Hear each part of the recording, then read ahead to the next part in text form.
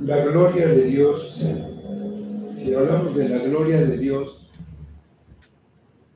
es importante definir qué es la gloria de Dios. Dice la primera pregunta de nuestro catecismo, que el fin principal del hombre es glorificar a Dios y gozar de Él para siempre.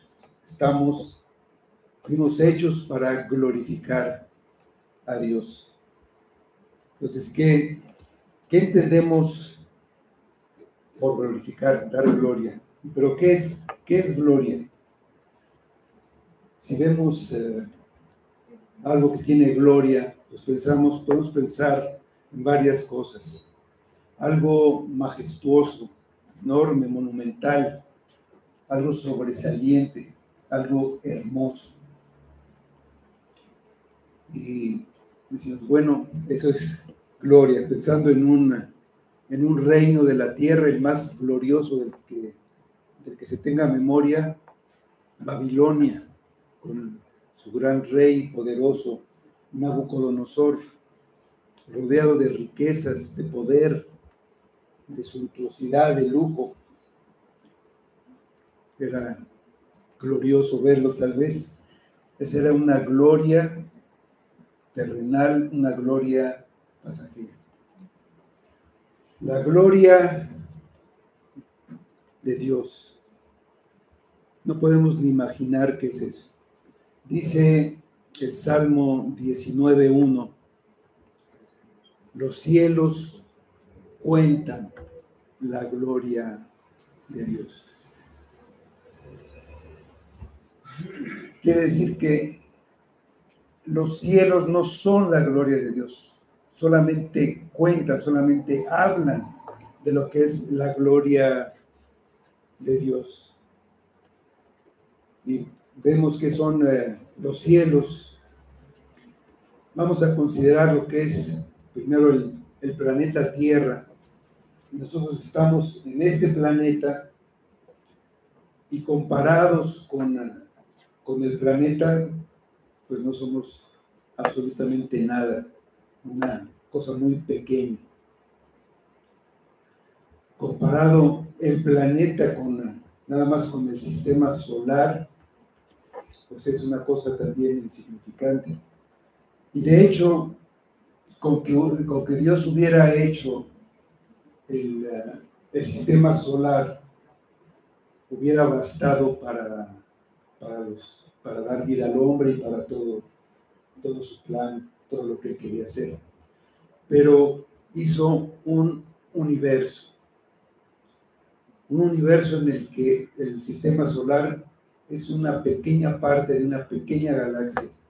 En ese universo hay millones y millones de galaxias. Nos comparamos con ese tamaño, y esa no es la gloria de Dios. Eso solo habla de la gloria de Dios. Pues la gloria de Dios es algo que escapa a nuestra comprensión. Algo así como la santidad de Dios. Tampoco podemos entender la santidad de Dios y nos hemos limitado a veces a decir que es algo apartado para Él, apartado de toda la creación, algo aparte. Y todo lo que Él es está rodeado de esa santidad, y también todo lo que Él es está rodeado de su gloria. Dice Romanos 1:23.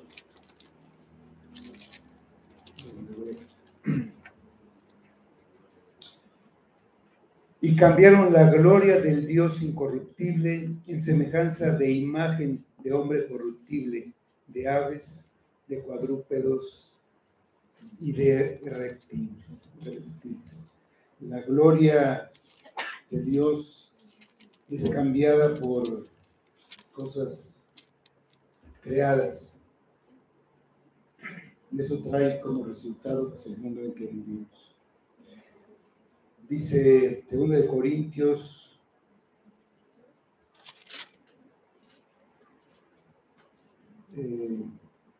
4:4. Dice, en los cuales el Dios de este siglo cegó el entendimiento de los incrédulos, para que no les resplandezca la luz del Evangelio de la gloria de Cristo, el cual es la imagen de Dios. La gloria de Dios. La gloria de Dios es infinita, eterna, así como su sabiduría, como su santidad. ¿Se le puede agregar algo a la gloria de Dios? ¿Puede Dios aprender algo? Él sabe todo, es eterno. Entonces, sin embargo, pensamos en dar la gloria de Dios. No es algo que le podamos ni quitar ni aumentar por algo que nosotros hacemos. La gloria de Dios está siempre. Lo que no podemos es muchas veces verla. Estamos cegados de nuestro entendimiento, cegados por la maldad, por el pecado, por Satanás, por todo, por nosotros mismos. Dice el versículo 22 de nuestro pasaje. Dijo pues, traspasada es la gloria de Israel, porque ha sido tomada el arca de Dios. Vamos a orar. Señor, estamos en tu presencia y como siempre, pues estamos humillados por estar ante ti. No hay nada en nosotros, no somos dignos y sin embargo aquí estamos. Tenemos tu palabra para conocerte y te pedimos que nos des luz para ver un poco más de ti. Ayúdanos, Padre, ayúdanos en esta mañana, danos de tu espíritu y danos de tu poder para conocerte un poco más. Obra en nuestro corazón, Padre. Danos esa sabiduría y esa fe que no tenemos y que todo sea para tu gloria. En nombre de Cristo. Amén. Bueno, ante un liderazgo corrupto que dañaba a su pueblo, Dios levantó a un hombre fiel. Se tomó el tiempo necesario para capacitar y preparar a un hombre que lo sirviera de la manera correcta, que él había dado a conocer por medio de su ley. Esa manera es en sí misma una enseñanza para el pueblo de la santidad de Dios y de su obra de redención. Al no entenderlo, los malos ministros transmitían al pueblo un falso conocimiento de Dios que los desviaba para llevarlos a la idolatría, como vemos en este pasaje. El joven Samuel servía en el tabernáculo desde niño. Fue llamado por Dios con una voz audible. A él le reveló el juicio que había determinado sobre los malos sacerdotes, comenzando por el sumo sacerdote, que finalmente tenía la responsabilidad de corregir a la institución sacerdotal, pero había dejado pasar los pecados de los sacerdotes porque eran sus hijos. Los puso antes que a Dios. Pues no era frecuente que en ese tiempo hubiera revelación de Dios, y era debido a la decadencia espiritual y moral entre el pueblo de Dios. Entonces no había habido un profeta como lo hubo con Moisés, que escuchaba a Dios y luego él transmitía lo que Dios había dicho al pueblo.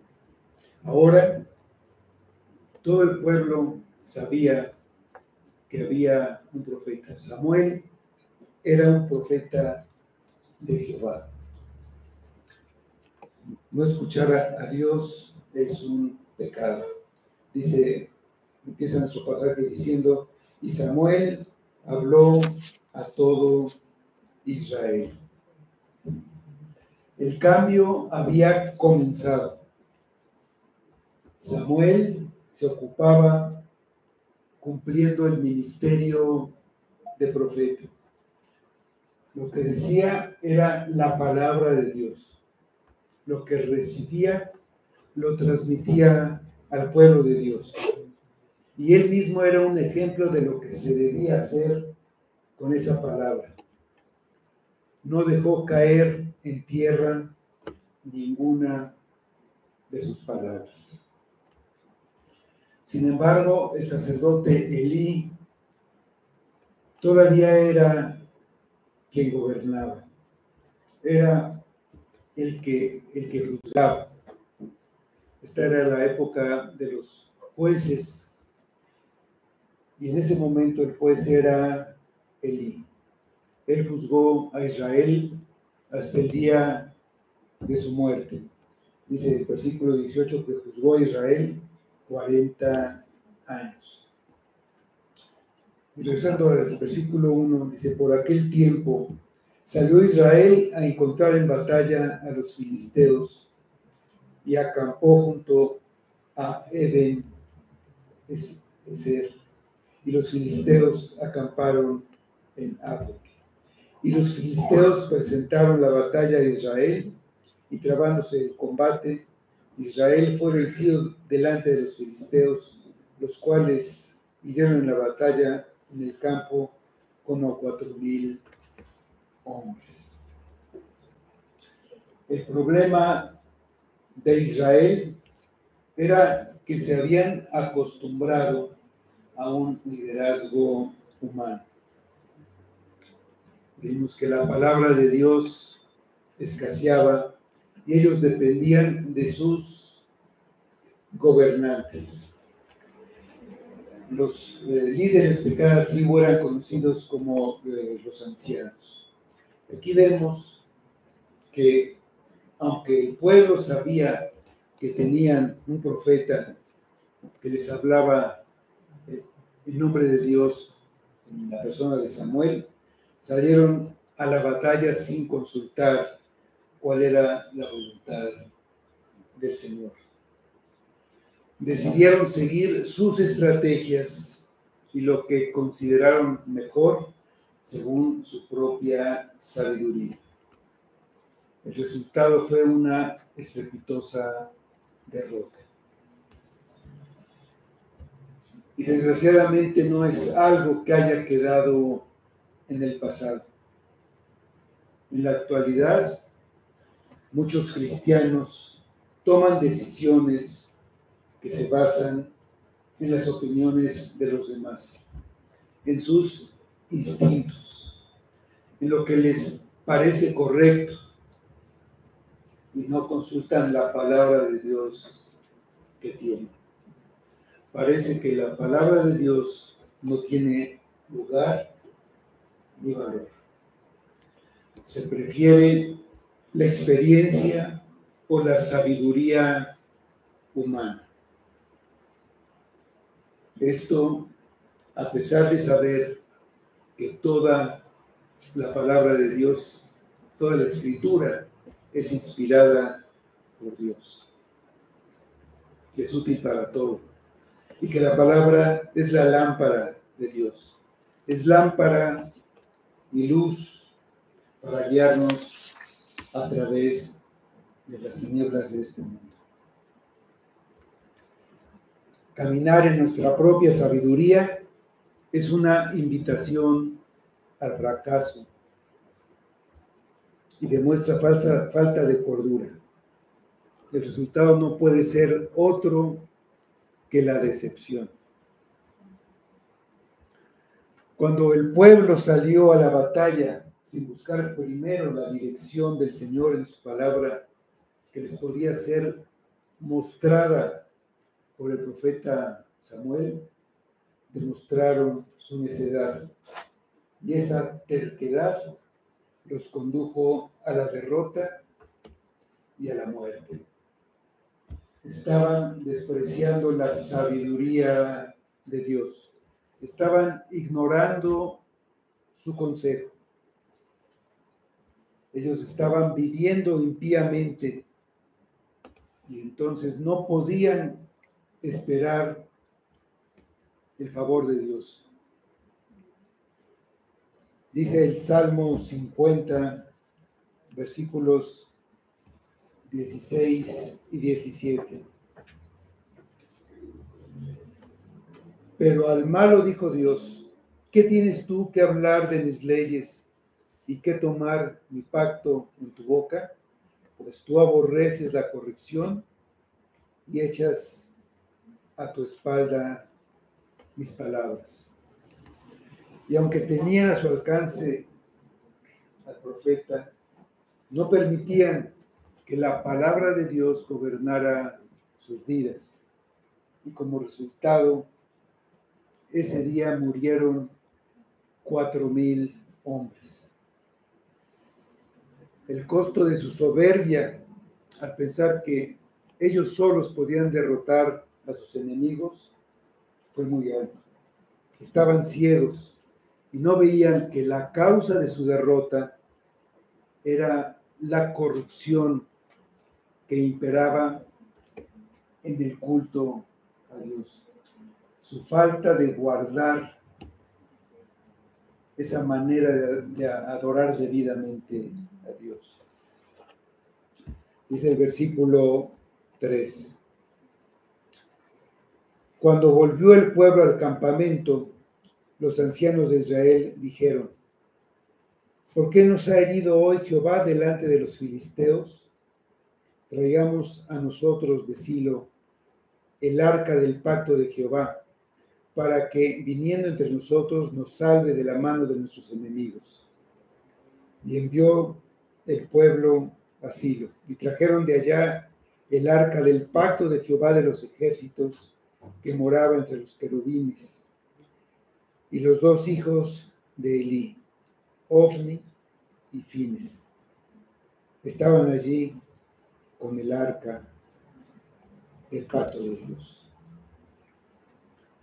Los ancianos hicieron la pregunta correcta: ¿por qué el Señor nos ha derrotado ante los filisteos? Pues demostraron tener un correcto entendimiento de la soberanía de Dios. Si habían sido derrotados, en realidad fue Dios quien los derrotó. Aquí tenían una oportunidad extraordinaria de buscar a Dios a través de su palabra. Tuvieron la oportunidad de traer a Samuel y oír las instrucciones que eran de Dios.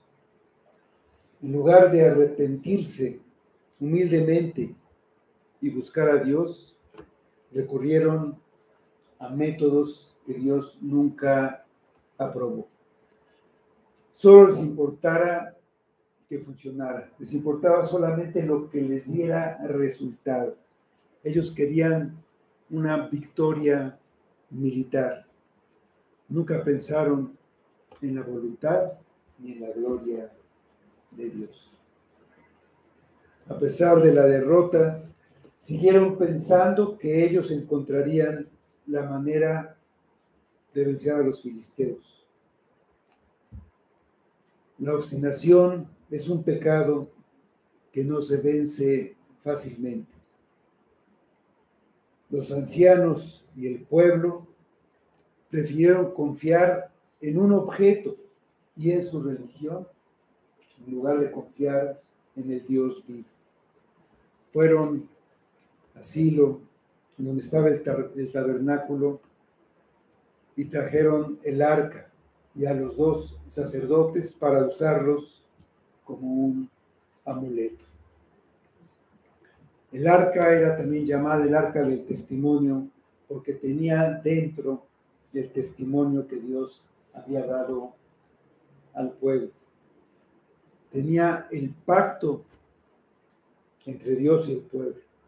Tenía las tablas de los 10 mandamientos escritos, esas tablas de piedra. Dice Deuteronomio 10, 1 y 2. En aquel tiempo Jehová me dijo, lábrate 2 tablas de piedra como las primeras, y sube al monte y hazte un arca de madera, y escribiré en aquellas tablas las palabras que estaban en las primeras tablas que quebraste, y las pondrás en el arca. El arca representaba la presencia de Dios entre el pueblo. Y también esa arca era el estrado de los pies de Dios. En Primera de Crónicas 28:2 dice, y levantándose el rey David, puesto de pie, dijo, oídme, hermanos míos y pueblo mío. Yo tenía el propósito de edificar una casa en la cual reposara el arca del pacto de Jehová y para el estrado de los pies de nuestro Dios, y yo había preparado todo para edificar. O sea, encima del arca estaba el propiciatorio que simbolizaba el trono divino. El arca era el signo visible de la presencia de Dios, cuyo trono real está en los cielos. Toda esa representación la podemos ver en Éxodo 25, versículos 21 y 22. De ahí dice, y pondrás el propiciatorio encima del arca, y en el arca pondrás el testimonio que yo te daré, y de allí me declararé a ti y hablaré contigo de sobre el propiciatorio, de entre los 2 querubines que están sobre el arca del testimonio, todo lo que yo te mandare para los hijos de Israel. En el pasado, el arca había sido llevada en algunas batallas al lado del pueblo por orden de Dios, como un símbolo de que Dios lucha las batallas por su pueblo. Se iba delante de los que marcharon alrededor de Jericó, pero fue por una instrucción directa de Jehová a Josué. Sin embargo, la gente había llegado a pensar erróneamente que la presencia del arca en cualquier batalla garantizaría la victoria de Israel sin importar su obediencia a Dios. Entonces, en esencia, el arca se convirtió en un ídolo, ya que la gente confiaba en el arca, no en el Señor al que representaba. Y la idolatría era un pecado contra un mandamiento del pacto. En Éxodo 20, 4 y 5 dice, no te harás imagen ni ninguna semejanza de lo que esté arriba en el cielo, ni abajo en la tierra, ni las aguas debajo de la tierra. No te inclinarás a ellas, ni las honrarás, porque yo soy Jehová, tu Dios, fuerte, celoso, que visito la maldad de los padres sobre los hijos hasta la 3ª y 4ª generación de los que me aborrecen. Los celos de Dios declaran la verdad de que Dios ama a su pueblo. No tiene nada que ver con los celos humanos.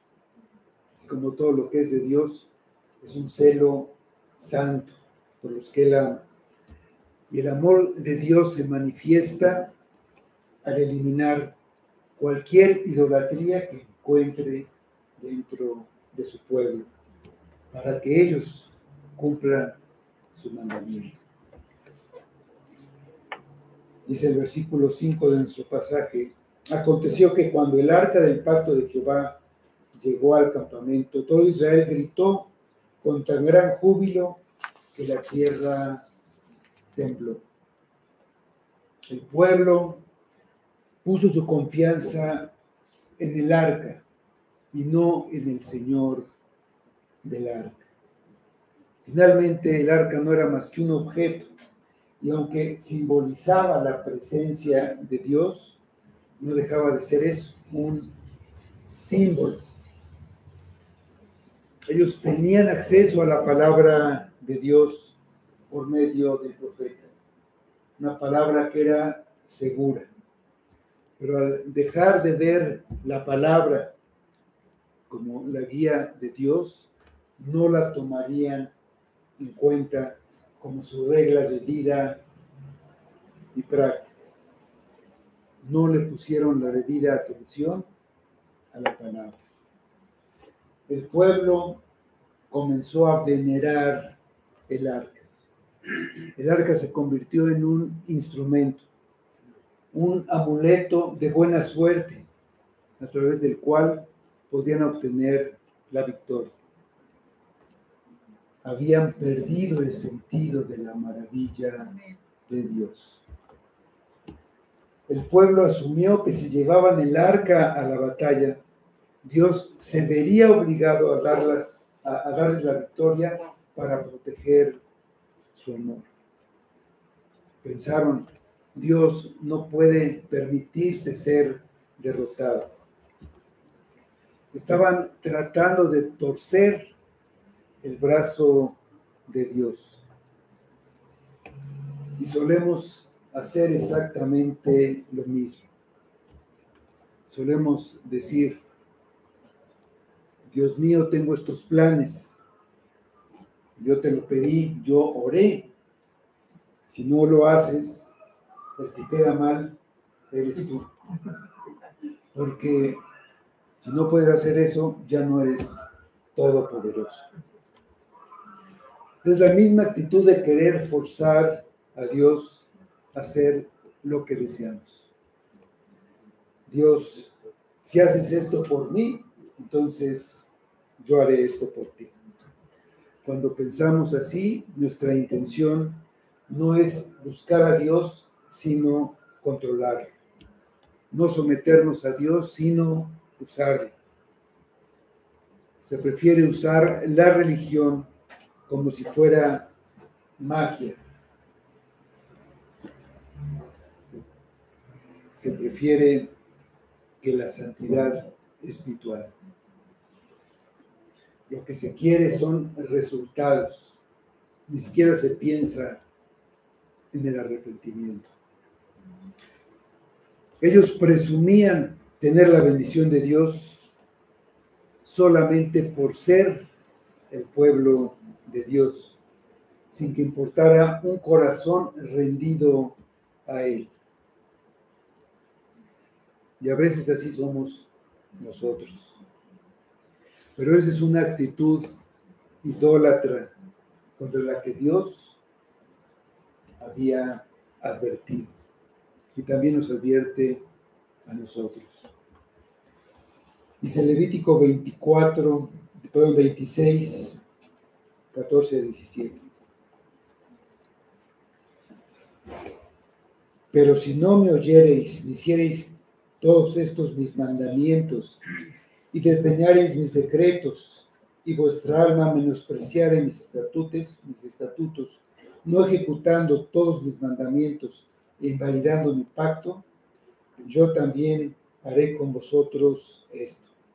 Enviaré sobre vosotros terror, extenuación y calentura que consuman los ojos y atormenten el alma, y sembraréis en vano vuestra semilla, porque vuestros enemigos la comerán. Pondré mi rostro contra vosotros, y seréis heridos delante de vuestros enemigos, y los que os aborrecen se enseñorearán de vosotros, y huiréis sin que haya quien os persiga.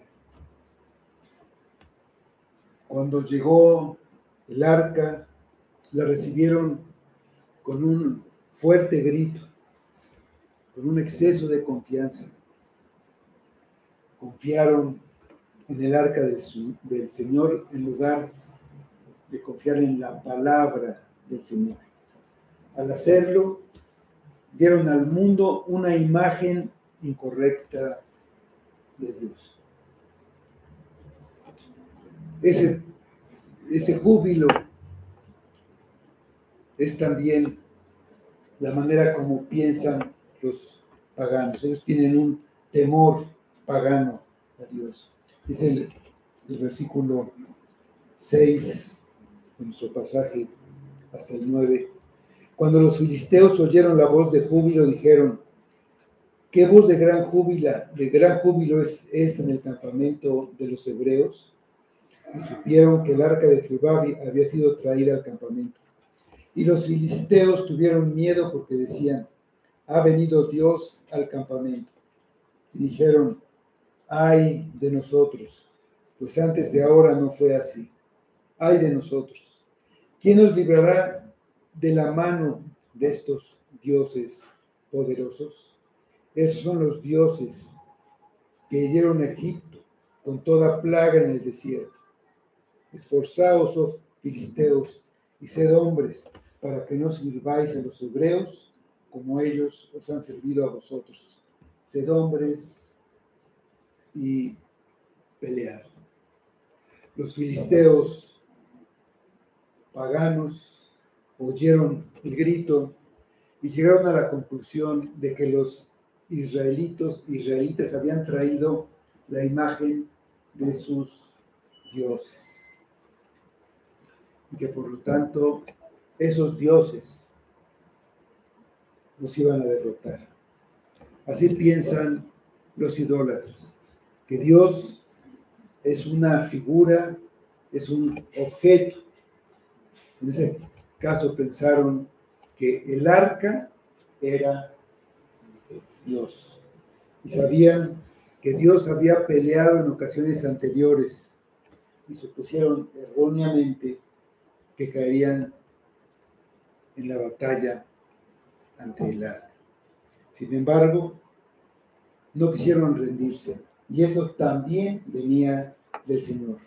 Así que los filisteos prefirieron morir antes de servir a Israel. Dice el versículo 10: pelearon pues los filisteos, e Israel fue vencido, y huyeron cada cual a sus tiendas. Y fue hecha muy grande mortandad, pues cayeron de Israel 30,000 hombres de a pie.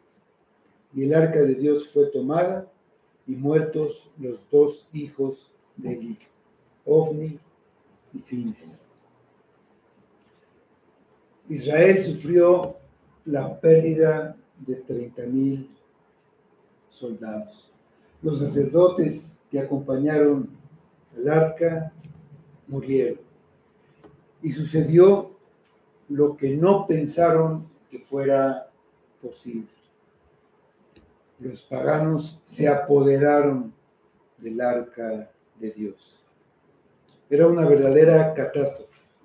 Los que quedaron vivos huyeron, dice, cada uno a su tienda.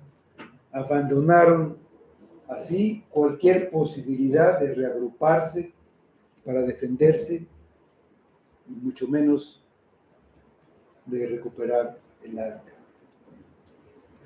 Y esto nos enseña que el honor de Dios está por encima de cualquier representación o símbolo que se le quiera dar.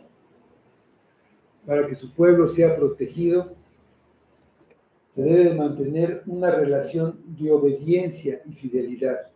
Se debe tener una comunión real, fiel y verdadera. Su pueblo es su pueblo no por nombre o por herencia, sino por el pacto que lo relaciona con él.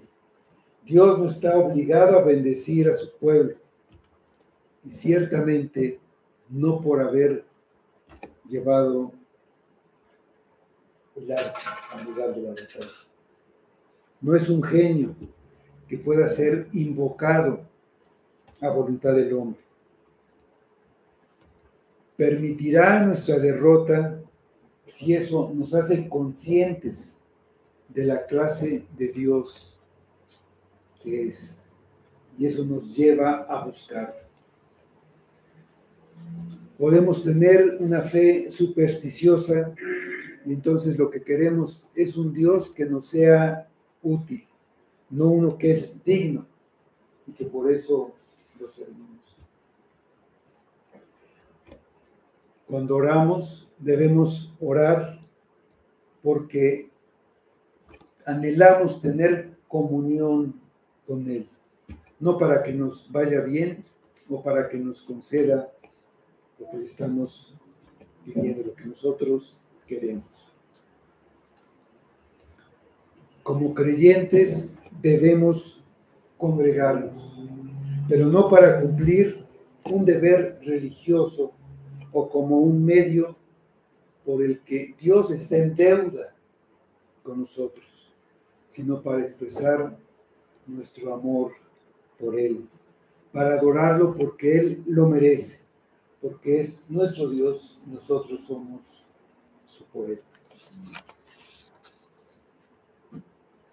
El pueblo llevó el arca para asegurar la victoria en la batalla, pero Dios llevó el arca y los sacerdotes a la batalla para que se cumpliera su palabra y que murieran el mismo día Ofni y Finees.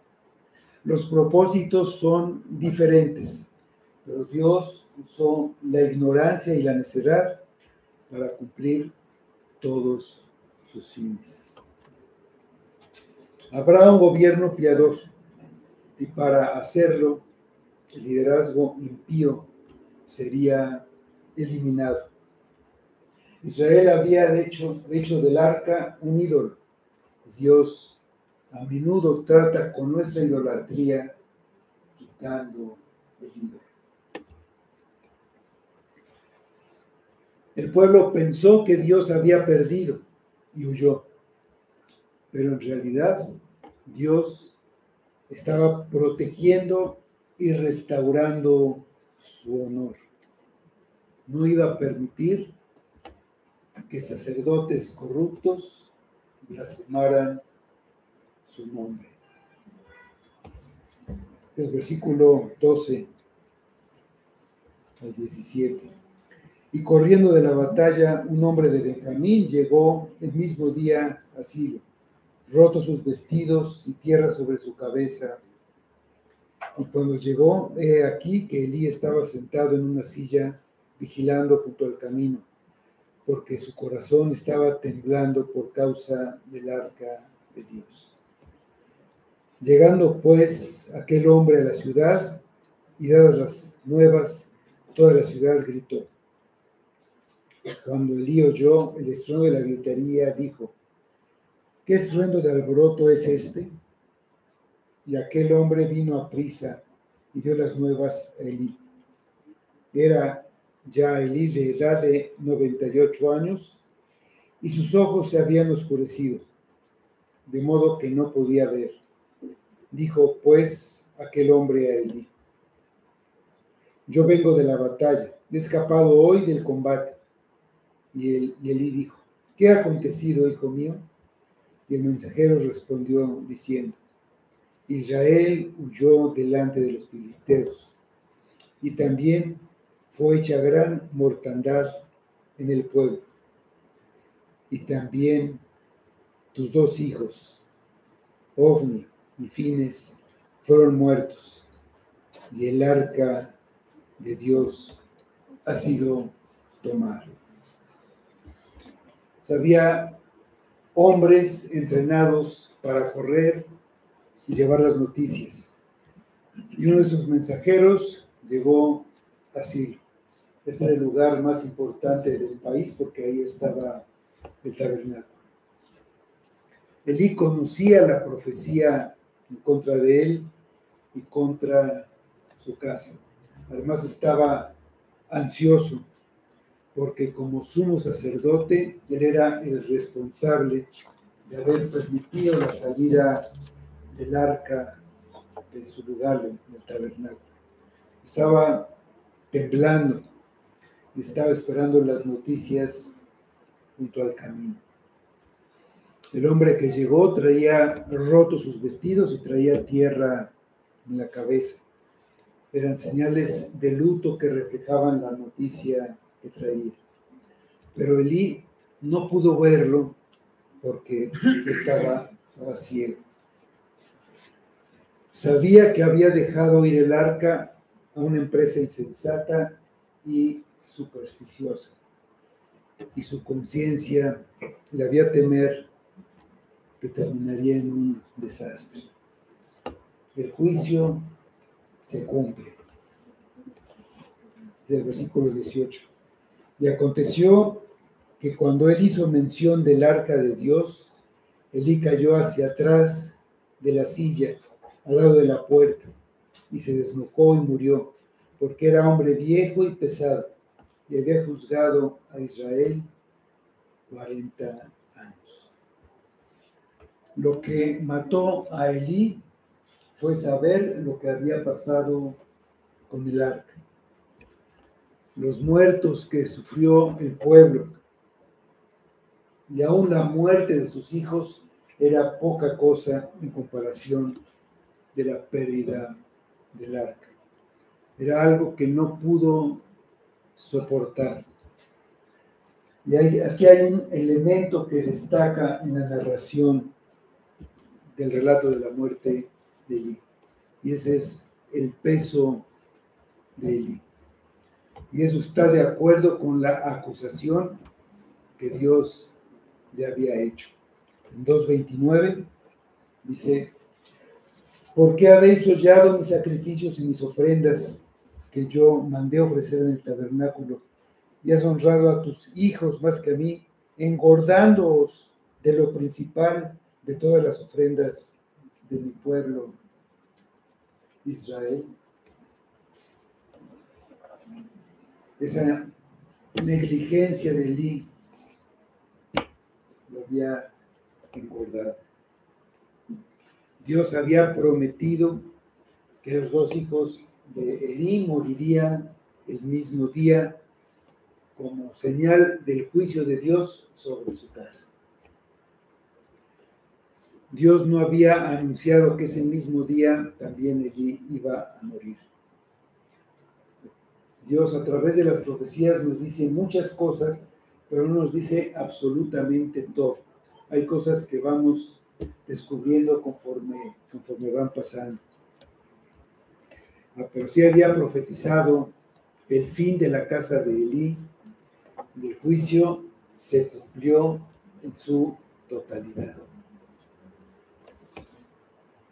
Finalmente, la gloria de Dios siempre permanece.